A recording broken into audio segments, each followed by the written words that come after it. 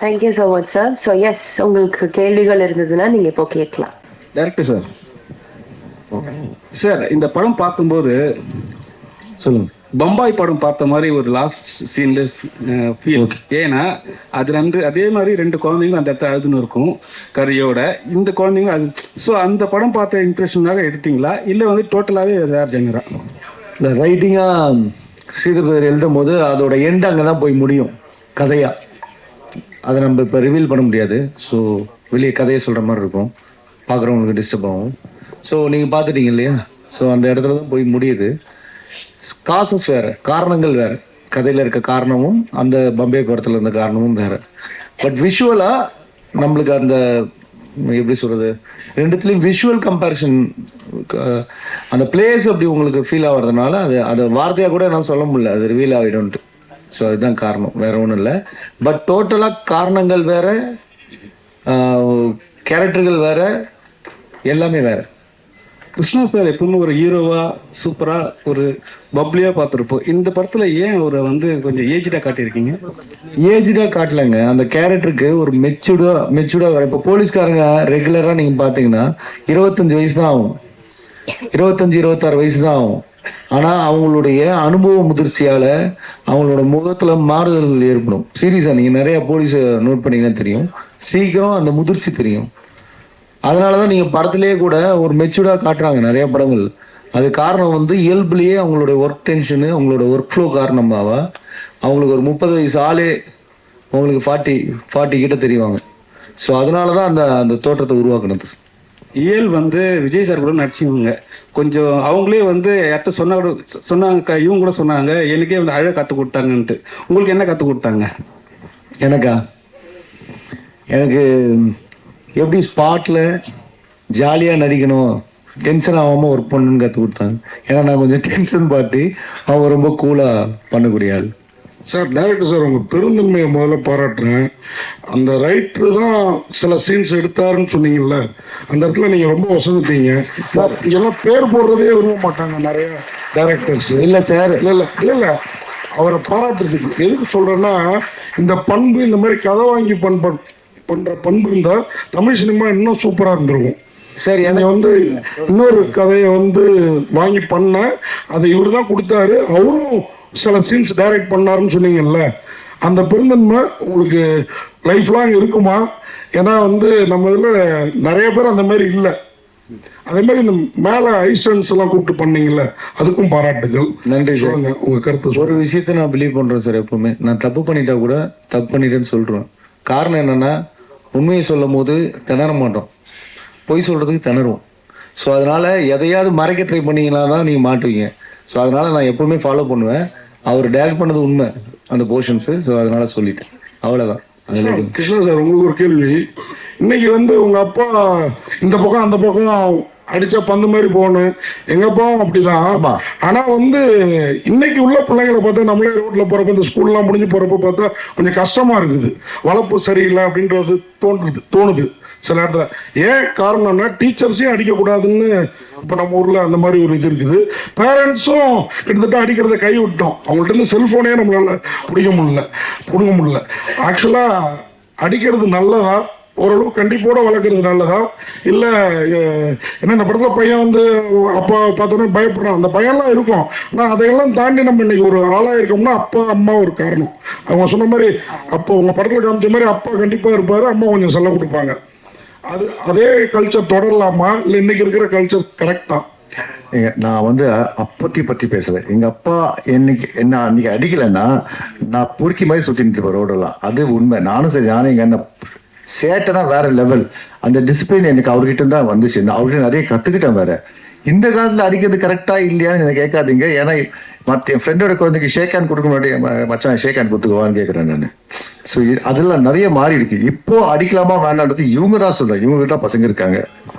கிருஷ்ணா என்ன நீங்களே சொல்லுங்க ஒரு நிமிஷம். என்னன்னா, இப்போ வந்து ஒரு ப்ரொடியூசர்னா ஒரு பெரிய வேலை. ஒரு ஹீரோ, ஒரு ஆக்டர்னா அவங்க போய் நடிச்சுட்டு வந்துருவாங்க. உங்களுக்கு ப்ரொடியூசரா இருக்க பிடிச்சிருக்கா, ஆக்டரா இருக்க பிடிச்சிருக்கா? எனக்கு நடிக்க தாங்க பிடிக்கும். நடிக்கிறதுக்காக தான் அமெரிக்காலேருந்து வந்தனும், நடிச்சுட்டு தான் இருப்பேன். ப்ரொடக்ஷனுக்கு ஏன் வந்தேன்னா, நிறைய கதைகள் வந்து நான் நடிக்க முடியாத கதைகள் நிறைய வந்தப்போ இதை நம்ம சொல்றதுக்கு ஒரு இடம் வேணுமேன்றப்போ தான் எனக்கு ஓடிடி பிளாட்ஃபார்ம் அந்த சான்ஸ் கிடைச்சிது. கண்டினியூஸாக கதைகள் சொல்லிட்டு இருக்கேன். அதனால தான் நான் நான் ப்ரொடியூஸ் பண்ண எந்த சீரீஸும் நான் இருந்திருக்க மாட்டேன். இதுலயும் நான் இல்லை. அப்படியே ஆஃபீஸ் லெஃப்ட் டு ரைட் போயிருந்தப்போ ரஞ்சித் கூப்பிட்டு நீ பண்ணலாமே வாங்க அப்படின்னாரு. வேற எதுவும் இல்லை. அப்படிலாம் இல்லைங்க, சீரியஸா.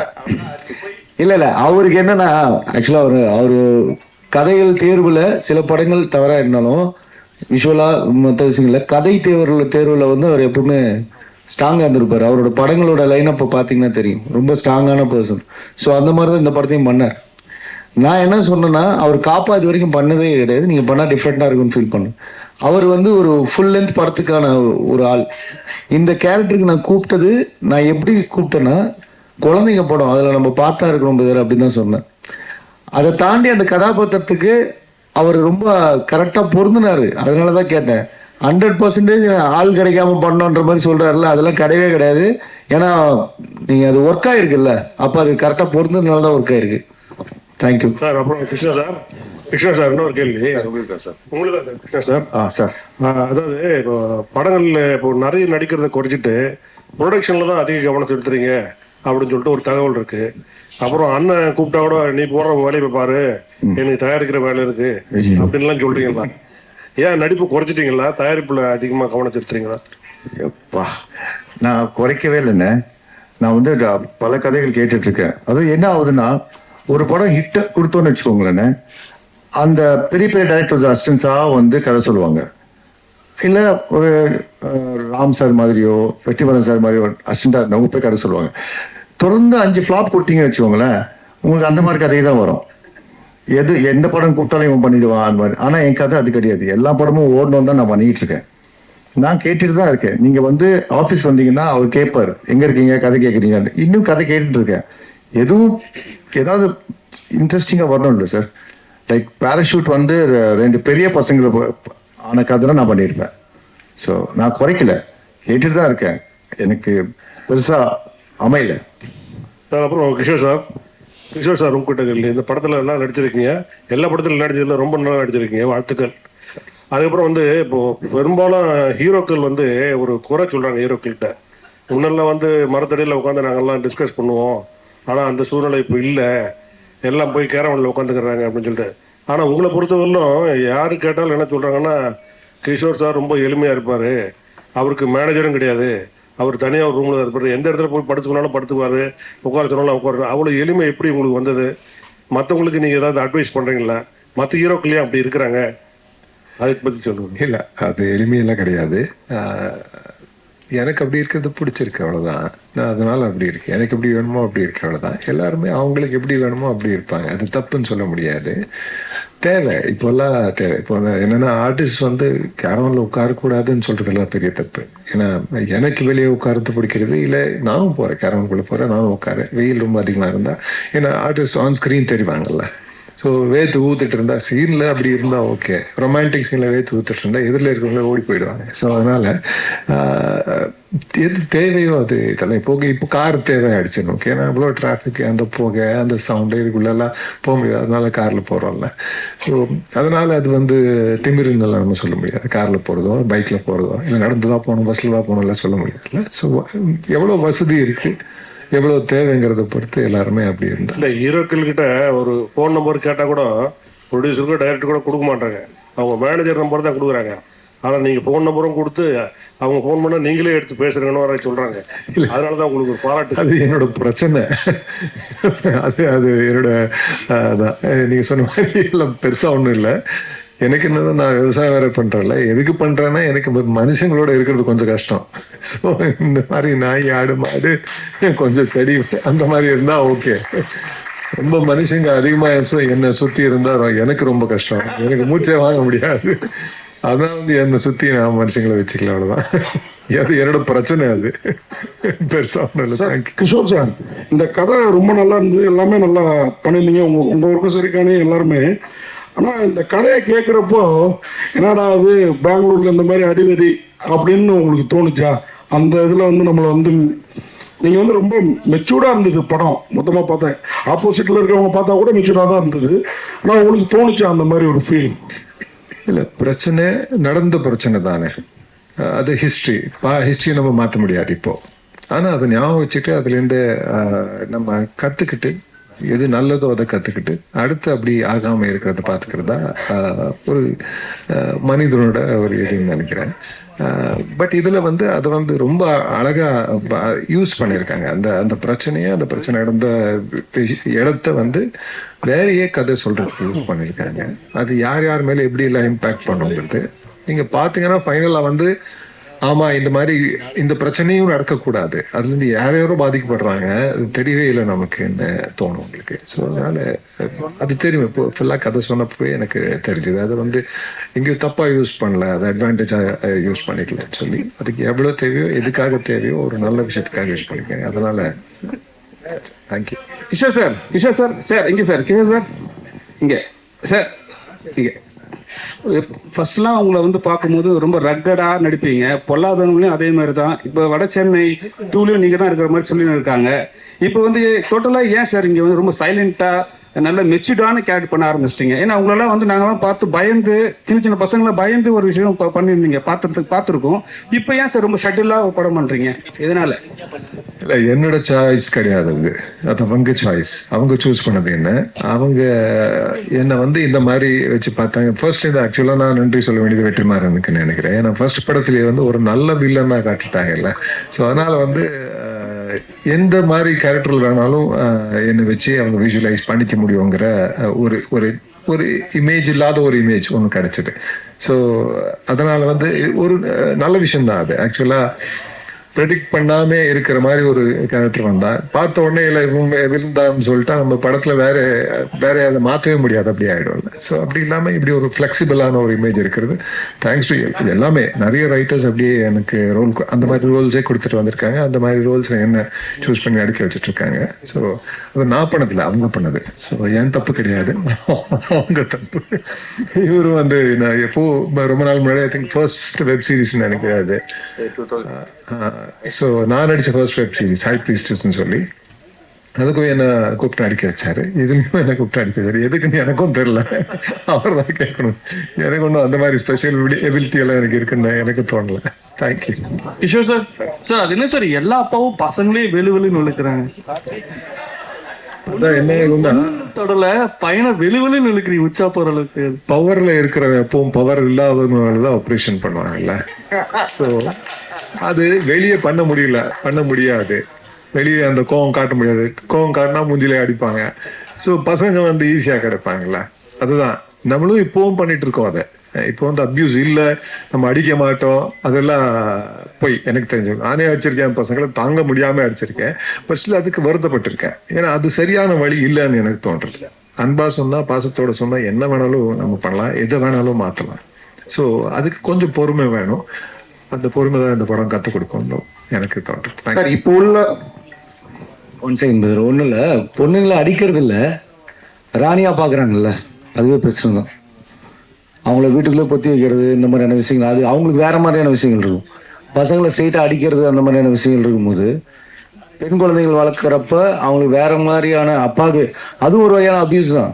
அப்பா அபியூஸ் பண்றாரு அப்படின்னா தப்பான அர்த்தத்தில் எடுத்துக்க வேணாம். அவங்களுக்கு இருக்கிற நிறைய ரெஸ்ட்ரிக்ஷன்ஸே அபியூஸ் தான் நான் நினைக்கிறேன். அவர் பிரதர் கேட்கும்போது கூட பசங்களை அடிச்சு வளர்க்கலாமான்னு கேட்டார். 100% அடிச்சு வளர்க்குறது தப்பு தலைவர். ஏன்னா அது எந்த வகையிலுமே ஹெல்ப் பண்ணாது.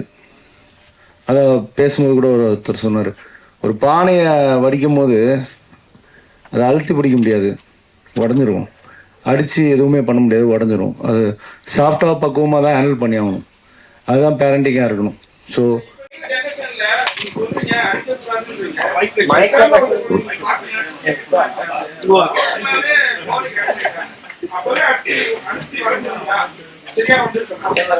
சார் அப்பாக்கள் வந்து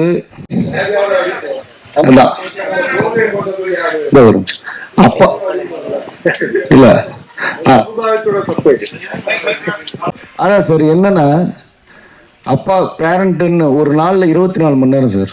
24 மணி நேரத்துல 8 மணி நேரம் ஸ்கூல்ல இருக்காங்க, ஓகேங்களா? 8 மணி நேரம் தூங்குறாங்க பசங்க. ஸோ 16 மணி நேரம் முடிஞ்சிருச்சு. மீதி இருக்க 8 மணி நேரத்துல பேரண்ட்ஸ் வந்து காலைல எந்திரிச்சு அவங்களுக்கு யூனிஃபார்ம் மாட்டி விடுற டைமும் ஈவினிங் வீட்டில் கூப்பிட்டு வந்து அதுலேயே நிறைய டியூஷன்ஸு சம்திங் இதெல்லாம் போகுது. ஸோ சொசைட்டியோட தான் அவங்களுடைய டைம் ஸ்பெண்ட் வந்து அதிகமாக இருக்குது, பேரண்ட்ஸோட கம்மியாக. ஸோ நீ ஏன் ஒழுங்காக இருக்க மாட்டேன்னு அடிக்கிற இடம் மட்டும் தான் வீடாக இருக்கே தவிர அவங்களை வளர்க்குற இடம் வீடாக கிடையாது. முடிஞ்ச அளவுக்கு அவங்களுக்கான சொசைட்டியை கிரியேட் பண்ணி தரது தான் விஷயமா இருக்குது. ஸோ ஒரு வீடு மட்டும் ஒரு குழந்தைங்களை நல்லா வளர்க்காது. 100% சொசைட்டியும் கரெக்டான சொசைட்டியாக இருந்தால் தான் குழந்தைங்க வளர்க்க முடியும். அதான் வீதியும் தான் வளர்க்குது. ஸோ அதனால் இதில் நிறைய ஏற்ற இறக்கங்கள் இருக்குது சார். ஏன்னா நான் ஒரு பேரண்ட்டாக இன்னைக்கு பசங்களை வளர்க்கும் போது நிறைய கன்ஃபியூஸ்குள்ளே போகிறேன். எது சரி எது தப்புன்னு புரியாத ஒரு சூழ்நிலை இருக்குது. அப்போ பார்க்கும்போது தான் தெரியுது, எல்லாரும் சேர்ந்து தான் ஒரு பையன் நாளைக்கு ரோட்டில் போகிறான்னா அதை தான் பையனாக நினைக்கணும், அவனுக்கான சொசைட்டி நம்ம தான் கிரியேட் பண்ணி தரணும். ஸோ ஜென்ரலாக 2K கிட்ஸ்ன்னு நம்ம கார்னர் பண்ணவே முடியாது. ஸோ பண்ணவும் கூடாது. தேங்க்யூ. இப்போ வந்து sir Kishore sir 360 best shit ரீசெண்டா நான் பார்த்த வரைக்கும் தமிழ்ல நம்ம ஏரியாவில் வந்து பாத்தீங்கன்னா அவர்களே தெரியாத ஒரு ஷிட்டா இருந்தது. பைக் அங்க கொடுங்க சார், பைக் அவர்கிட்ட கொடுக்க வேண்டிய. தேங்க்யூண்ணா, தேங்க்யூண்ணா, தேங்க்யூண்ணா. கிஷோர் சார் லாஸ்ட் ஒரு கொஸ்டின் சார். இப்போ உள்ள ஸ்டார்ஸ் எல்லாருமே வந்து பாத்தீங்கன்னா நெகட்டிவ் ரோல் வந்து ரொம்ப விருப்பப்பட்டு பண்றாங்க. பட் நீங்க இப்போ அந்த சாய்ஸையே சூஸ் பண்ண மாட்டேன்றீங்களா, என்ன காரணம்? இல்லை அது வரல அவ்வளோதான், அதனால பண்ணல அவ்வளோதான். பட் எல்லா ஆர்டிஸ்ட்டுக்கும் வந்து வெரைட்டி தான் தேடுறோம். நம்ம ஆர்டிஸ்டாக ஒரு வெரைட்டி தேடுறோம். ஏன்னா ஒரே மாதிரி படங்கள் பண்ணுறது நமக்கும் ரொம்ப போரிங்காக இருக்கும். ஆடியன்ஸ் வந்து எதுக்கு பார்க்கணும், வெரைட்டி கொடுக்கலான்னு. ஸோ வெரைட்டி தான் தேடிட்டு போகிறோம். எனக்கு நான் நிறைய நெகட்டிவ் பண்ணிட்டேன்னு நினைக்கிறேன். கேடியா ரொம்ப நாள் இருந்தது, இப்போ நல்லவனாக மாறிட்டு இருக்கு. நன்றி. Thank you so much sir. ஒரு குரூப் பிக்சர் எடுத்துடலாம். Yes sir.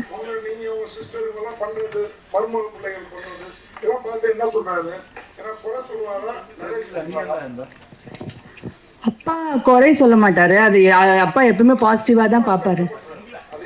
அப்பா ஏதாவது ஒன்று பண்ணிட்டே இருப்பாரு. இப்போ வந்து சீரியல் நடிச்சிட்டு இருக்காரு, எழுதிட்டு இருக்காரு, ஸ்கிரிப்ட் எழுதிட்டு இருக்காரு, ஒரு சில மூவிஸ்க்கு டைலாக் எழுதுறாரு. அவர் எப்பவுமே அமைதியா இருக்க மாட்டாரு, ஏதோ ஒன்று பண்ணிட்டே இருப்பாரு. தேங்க்யூ. Thanks sir. தேங்க்யூ.